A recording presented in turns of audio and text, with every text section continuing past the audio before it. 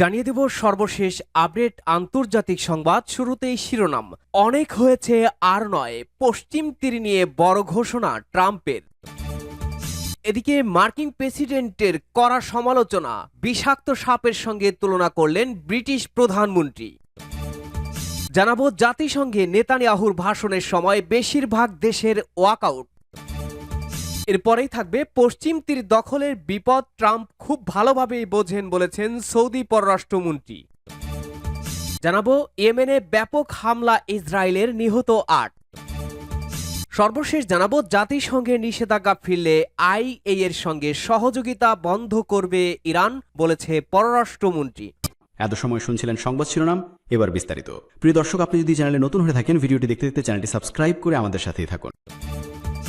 অনেক হয়েছে আর নয়, পশ্চিম তীর নিয়ে বড় ঘোষণা ট্রাম্পের। ইসরায়েল পশ্চিম তীর দখল অ্যানেক্স করতে পারবে না, সরাসরি এমন ঘোষণা দিয়েছেন যুক্তরাষ্ট্রের প্রেসিডেন্ট ডোনাল্ড ট্রাম্প। বৃহস্পতিবার হোয়াইট হাউসে সাংবাদিকদের প্রশ্নের জবাবে তিনি বলেন, আমি ইসরায়েলকে পশ্চিম তীর দখল করতে দেব না, এটা ঘটবে না। শুক্রবার এক প্রতিবেদনে এই খবর দিয়েছে টাইমস অব ইসরায়েল। প্রেসিডেন্ট ট্রাম্পের এই মন্তব্যে প্রথমবারের মতো প্রকাশ্যে স্পষ্ট হল ওয়াশিংটনের অবস্থান। তিনি জানান, জাতিসংঘ সাধারণ পরিষদের ফাঁকে আরব ও মুসলিম দেশগুলোর নেতাদের সঙ্গে বৈঠকে এই নিশ্চয়তা তিনি দিয়েছিলেন। ট্রাম্প বলেন, তিনি বিষয়টি নিয়ে সরাসরি ইসরায়েলি প্রধানমন্ত্রী বেনিয়ামিন নেতানিয়াহুর সঙ্গেও কথা বলেছেন। আমি ইসরায়েলকে পশ্চিম তীর দখল করতে দেব না, অনেক হয়েছে, এখনই সময় এটা থামানোর মন্তব্য করেন মার্কিন প্রেসিডেন্ট। ট্রাম্পকে নিয়ে কড়া সমালোচনা ব্রিটিশ প্রধানমন্ত্রী, বিষাক্ত সাপের সঙ্গে তুলনা। মার্কিন প্রেসিডেন্ট ডোনাল্ড ট্রাম্পকে নিয়ে যত সমালোচনা হয়েছে তার তুলনায় কবিতার প্রতি তার অনুরাগ কম আলোচিত। তবু একটি কবিতা আছে যা ট্রাম্প অত্যন্ত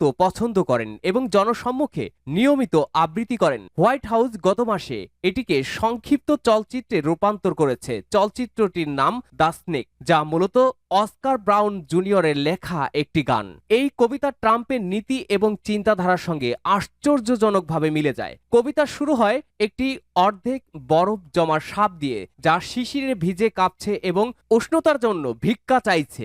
এক দয়ালু নারী সাপটিকে মোটা স্কিলের কম্বলে জড়িয়ে আগুনের পাশে রাখে, সঙ্গে মধু ও দুধও দেয়, কিন্তু সাপটি কৃতজ্ঞতার বদলে নারীকে কামড়ে ফেলে। এই পছন্দগুলো ট্রাম্পবাদের সারমর্ম প্রতিফলিত করে। বাইরের কাউকে অতিরিক্ত আপন করে নিলে সে বিষাক্ত প্রতিশোধ নিতে পারে। এভাবেই তিনি ব্যবসা, রাজনীতি এবং অভিবাসনকে দেখেন। হোয়াইট হাউসের ভিডিওতে তার আবৃত্তির ওপরে ওভারলে করা হয়েছিল হাত করা পরা বাদামি ত্বকের মানুষের টেনে নিয়ে যাওয়ার দৃশ্য।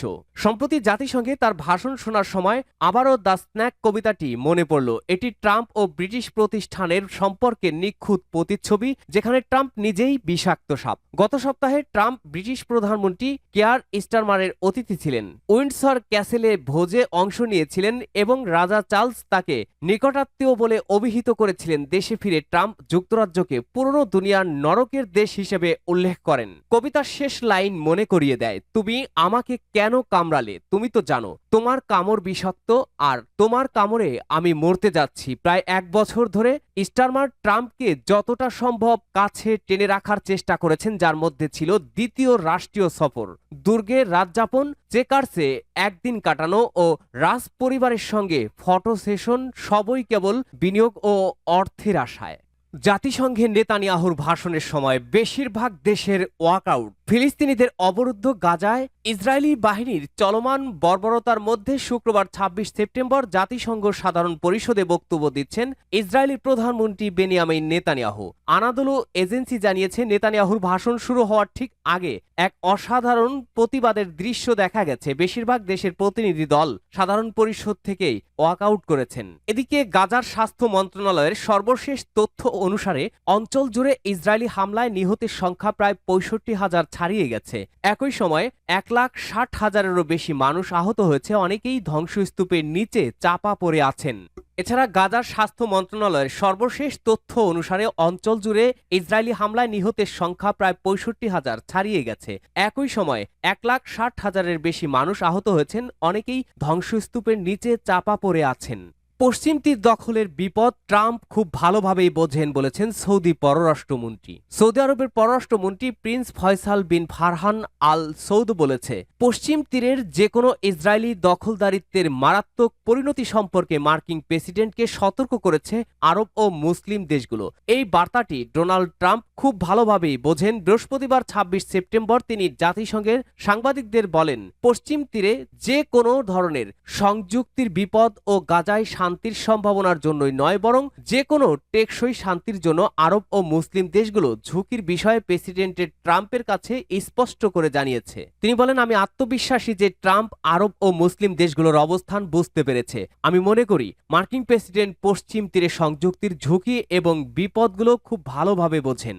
ইয়েমেনে ব্যাপক হামলা চালিয়েছে ইসরায়েল, নিহত ৮। ইয়েমেনের রাজধানী সানায় ব্যাপক হামলা চালিয়েছে ইসরায়েল। এসব হামলায় কমপক্ষে নিহত হয়েছেন ৮ জন এবং আহত হয়েছে অন্তত ১৪২ জন। বৃহস্পতিবার ২৫ সেপ্টেম্বর একাধিক স্থানে চালানো হয়েছে বিমান হামলা। হুতি নিয়ন্ত্রিত স্বাস্থ্য মন্ত্রণালয়ের বরাত দিয়ে এ তথ্য জানিয়েছে বার্তা সংস্থা রয়টার্স। ইসরায়েলের সামরিক বাহিনীর দাবি, এতে অংশ নিয়েছেন ডজনেরও বেশি যুদ্ধ বিমান।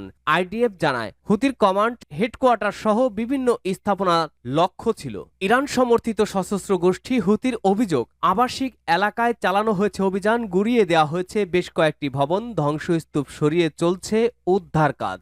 জাতিসংঘের নিষেধাজ্ঞা ফিরলে আইএর সঙ্গে সহযোগিতা বন্ধ করে দেবে ইরান, হুঁশিয়ারি। ইউরোপীয় দেশগুলো যদি জাতিসংঘের পুরনো নিষেধাজ্ঞা ফিরিয়ে আনে তবে ইরান আন্তর্জাতিক পারমাণবিক শক্তি সংস্থা আইএর সঙ্গে সব ধরনের সহযোগিতা বন্ধ করে দেবে। শুক্রবার ইরানি পররাষ্ট্রমন্ত্রী আব্বাস আরাকচি সতর্ক করে বলেন, যুক্তরাজ্য ও ফ্রান্স এবং জার্মানির স্ন্যাপব্যাক মেকানিজম চালু করার সিদ্ধান্ত রাজনৈতিকভাবে প্ররোচিত ও আইনি ভিত্তিহীন। এ পদক্ষেপ ইউরোপের ভাবমূর্তিকে অপূরণীয় ক্ষতি করবে।